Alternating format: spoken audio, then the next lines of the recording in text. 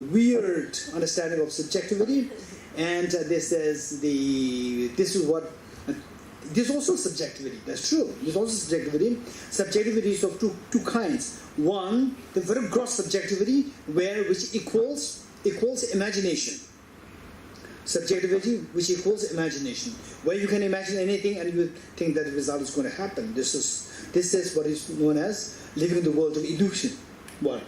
Number two is the subjectivity, where subjectivity is there, yet the functionality of the world operates as it is. Functionality of the world operates as it is. The efficacy of the functionality is still maintained there. So with the second part, then the second two understanding of the subjectivity should be understood. One is the emptiness of externality, meaning that let's say that okay, it's interesting. How many of you in your life you have banged against a mirror? Raise hands. How many of you have banged against a mirror? Don't be shy. 1, 2, 3, 4, 5, 6, 7, 8. Okay, why did you bang against the mirror? It's very, it's painful to bang against the mirror. Why did you do that? Why? Anybody, why did you do that? Why? It was too clean. Huh? It was too clean. It's too clean, and you thought that there is a space behind this, right? So that is what deceives us. You see 3D there. Actually, in the mirror is 2D, right? In the mirror, actually, it's 2D, but you saw that as 3D. Okay, so this is exactly what the one group of philosophers in India, Nalanda, in those days, is a very rigorous discussion, debates, reflections, exchanges happening there. So the second one is exactly that. What we are seeing. Okay, you look at the people around you. Okay, look at, just take your time, a few seconds. You see 2D or you see 3D? 3D. Okay, this 3D, the second group of the philosophers say that this is mistaken. This is like seeing and banging against a mirror. Actually, there's just 2D there, and you see it as a 3D. Likewise, what you're seeing is 3D. Actually, this is not 3D. It is like the reflection in a mirror. Your mind is the mirror on which all these reflections are created. And these reflections, while they are 2D, you see them as 3D. Okay, this is deception. So this is known as, with the 3D, the demarcating factor is the externality. You see it's external. You see there's 3D. There's a space there. This is the meaning of the 3D. Now, this philosopher, the group of the philosophers who say that everything is subjective. Their version of subjectivity is very profound to the extent that what we see as external, it is deceptive. The way you see it in the mirror, you try to bang against the mirror by seeing it as 3D. That is the deception. Number two. Then number three is the most refined understanding. Number three, if you understand this, then you guaranteed you will not need any antidepressants. Guaranteed. Is there anybody who's taking antidepressant or form of antidepressant? Anybody? Once in a while? Huh? Okay. Sorry? Ask the reverse, who doesn't take? Okay. Who doesn't take it? Okay. Who doesn't take it? Who doesn't take it on the verge of taking it? Okay. So what I'm saying, in this life, we are bound to face with challenges, difficulties, and so forth. So if you can reflect on the third meaning. Third, you can try this. You can try this. It's extremely healing. Extremely healing. Wow, this is amazing. You say initially experience, you could have a tinge of a fear. You can have a tinge of a fear. If you get a tinge of fear, this is supposed to dismantle fear, but fear is arising.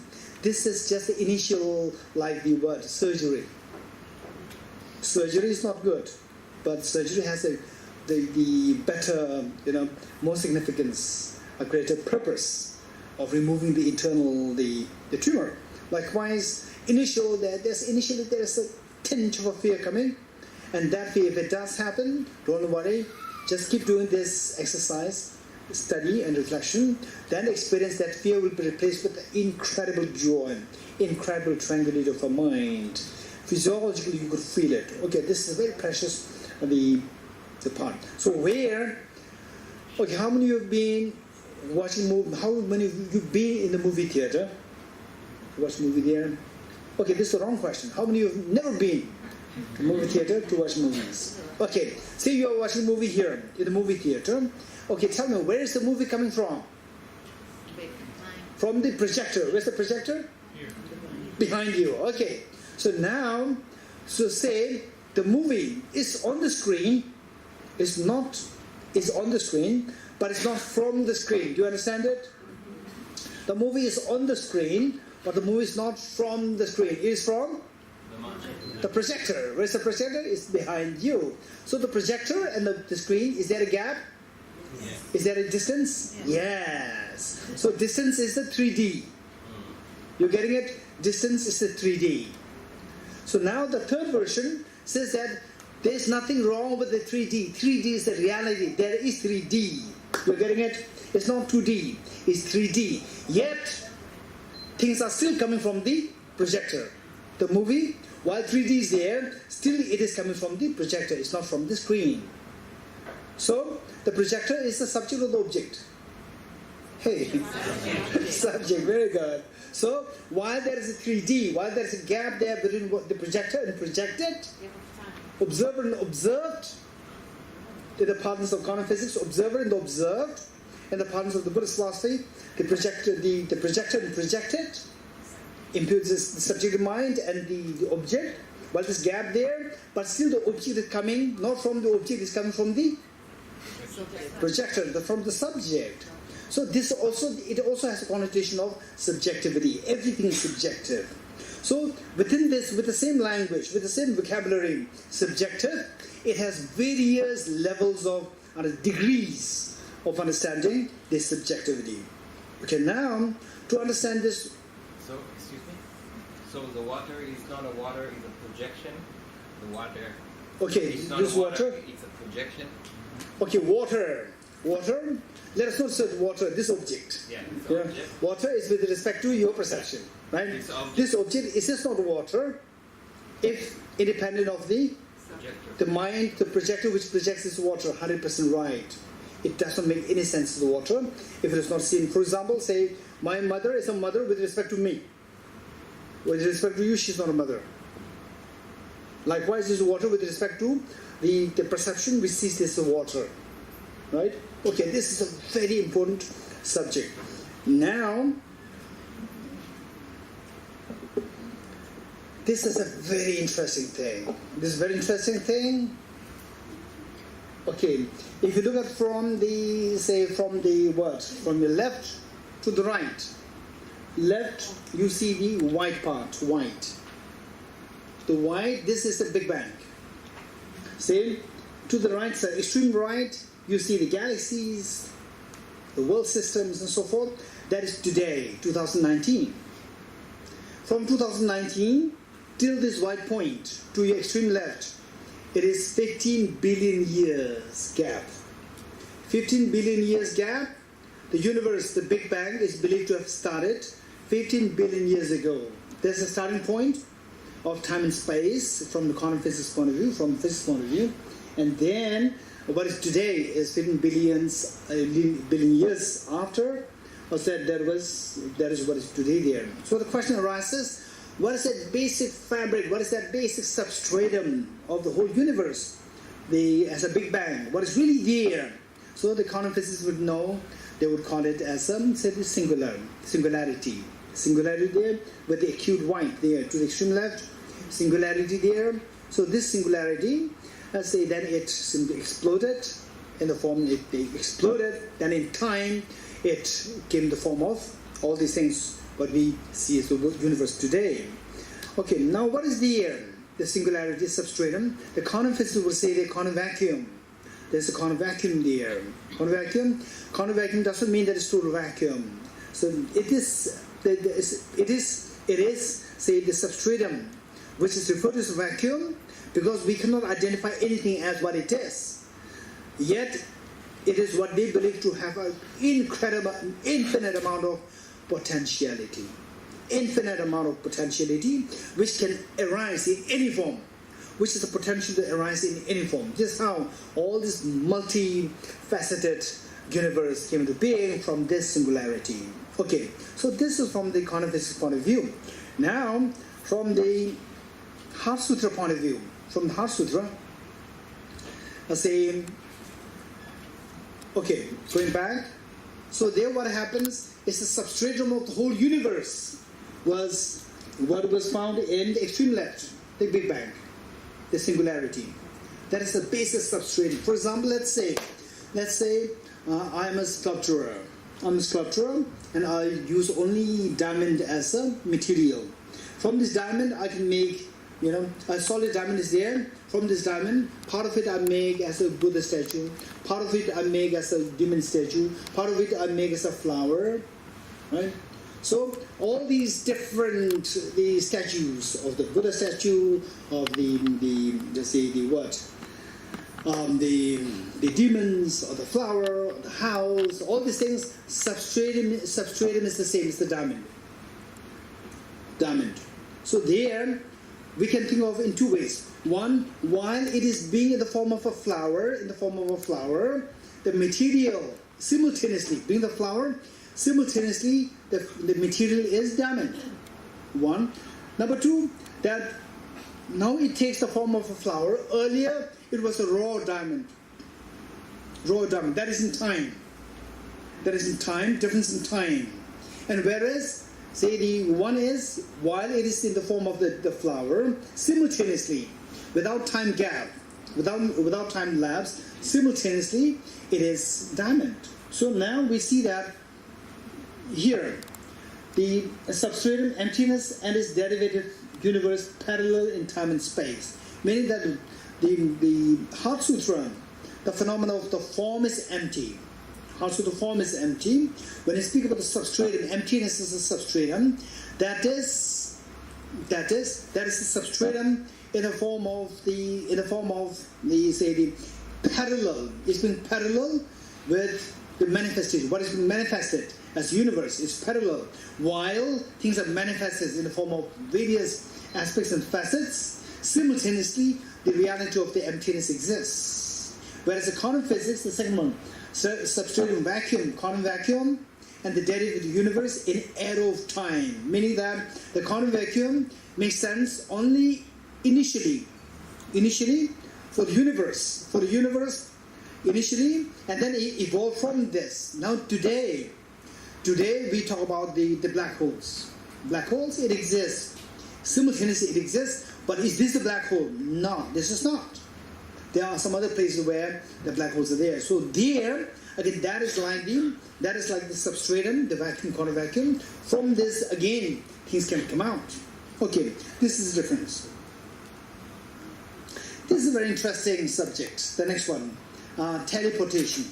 Quantum teleportation, which is a very recent development in quantum physics. In fact, one of the pioneers of this concept, Professor Nicholas Geshe.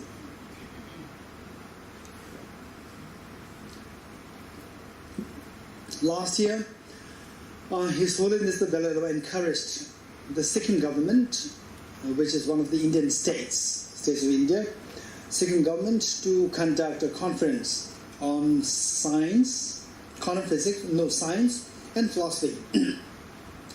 The director of the center, the Sikkim government then assigned the Namgyal Institute of Tibetalology to organize, to host it. The state government is going to support. So the director of this center, we know each other so well. So he requested me to do it for him.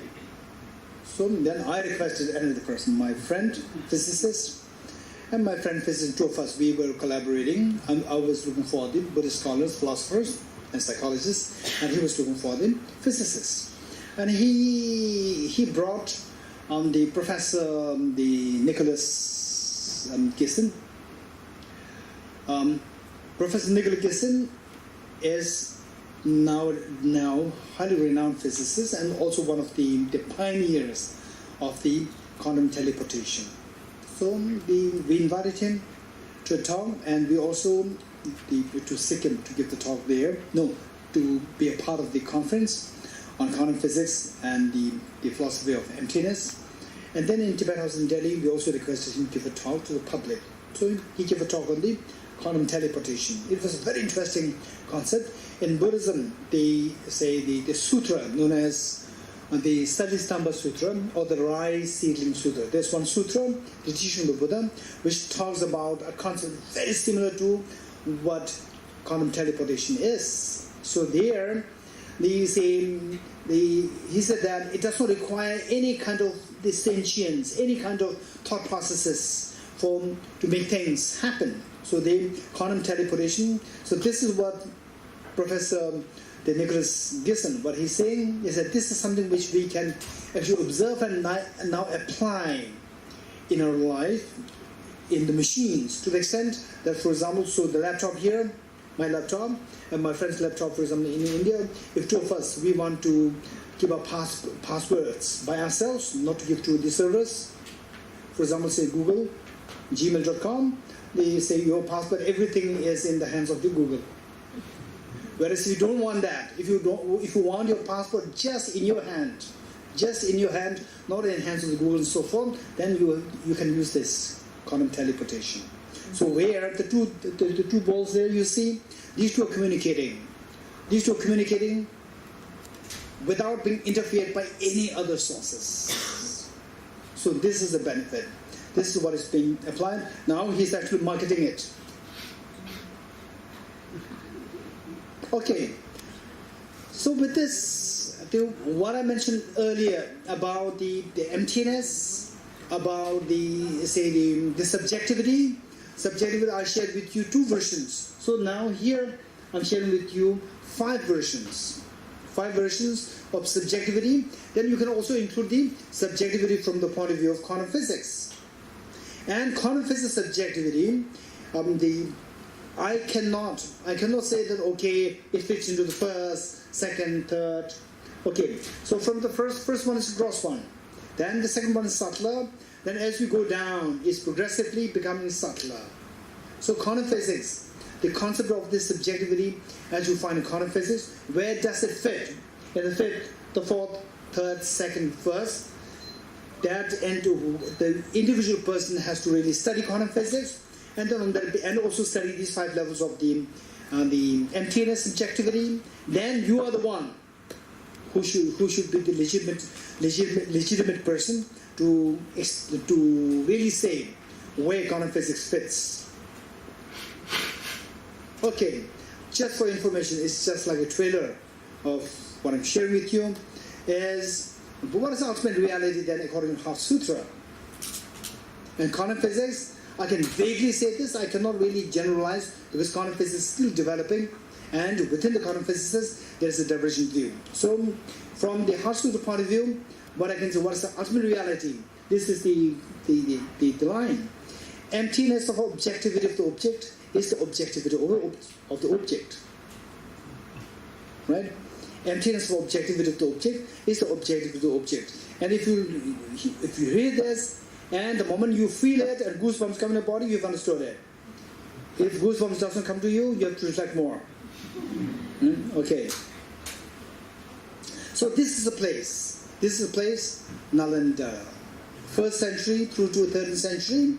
All these great explorations as to how things ontologically exist, this is all being explored in great detail, with such a nuance. The exploration all taking place in this place. Unfortunately, it encountered so much of, say, the destruction from external forces, from the enemies. So just unfortunately, by 13th century, it simply declined. And then, fortunately, what was happening there since 8th century, what's happening there was transferred to Tibet. While the decline was happening here, in Tibet it was going through the peak. So fortunately, it did not really disappear from this earth. So this whole treasure is still alive in the hands of the Tibetans. And then nowadays people from the many places, from Israel, from America, from the Nepal, from Australia, Austria, Europe, from anywhere, now they are studying. And luckily that this treasure is not being disappeared, it's getting spread, it's getting valued. Okay, just for your thing, the relativity part, the relativity of space, what the Newton spoke, and then Einstein came, relativity of not only space but also time. Then the Nagarjuna and the Buddha taught of relative space, time and mind. The mind, which is empirical, but not really as the quantifiable, not really as the physical.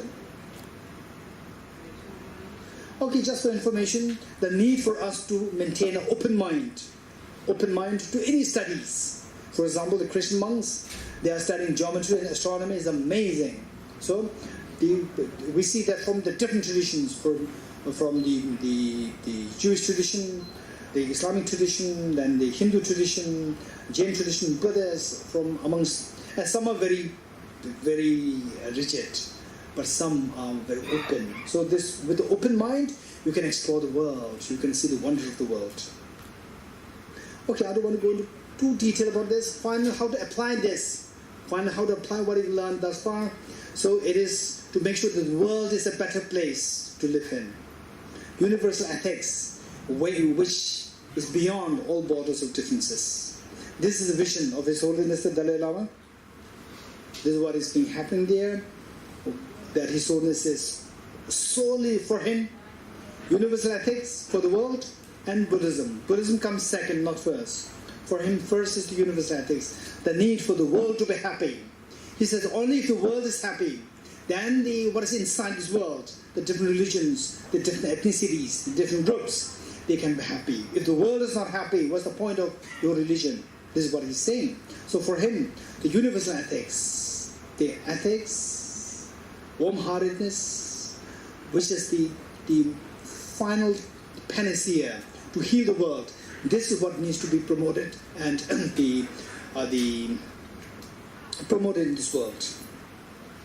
Okay, His Holiness the Dalai Lama and Professor Francisco Varela, who is a brilliant the botanist, neuroscientist, and a great thinker, and two of them started the Mind Life Conference initially, then later Mind Life Institute.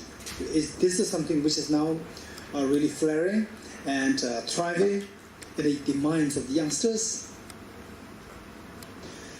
Now, with this understanding of the subjectivity, where we come to know that everything is subjective like the dream, then it says that your problems can all be solved. The problems we always blame outside, but the reality is two factors, external and internal. Internal is your thinking. Your thinking, we see things as so objectively real there.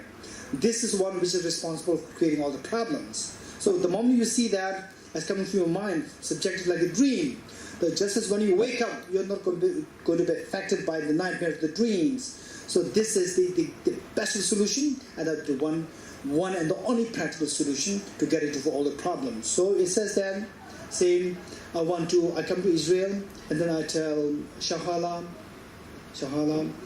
okay, I want to walk barefooted, but my 2 feet, they're being pricked by the pebbles and so forth. Please cover this with the leather. It's impossible. Right? Rather, what should you do? A wise person will cover the 2 tiny feet with leather and then walk. That suffices covering the entire earth with the leather. So likewise, trying to cover the land with leather is like dealing with external factors. Trying to cover the 2 tiny feet with the leather is like dealing with your internal factors. Of the two, the wisest thing to do is deal with the internal factor. How? Wake up from the sleep of ignorance. So it says, where would I possibly find enough leather with which to cover the surface of the earth? Yet wearing leather just to cover the cold soles of my feet is equivalent to covering the entire earth with it. It's beautiful. Okay, so finally is a mind which needs to be changed. Say Charles Darwin spoke a lot on the mind. Okay, this is a little typo there. Okay, wake up. Just as in the dream of a young girl, she met with a boy and saw his death. Joyous was she at a meeting, and despair at his death. View all phenomena as thus. Sorry for all this, the change of the laptop. Okay, so this is the detailed thing. If you're interested, I'll leave it here. Otherwise, I'm not going to go into that. And then this is what I'm so fond of this, which Albert Einstein said.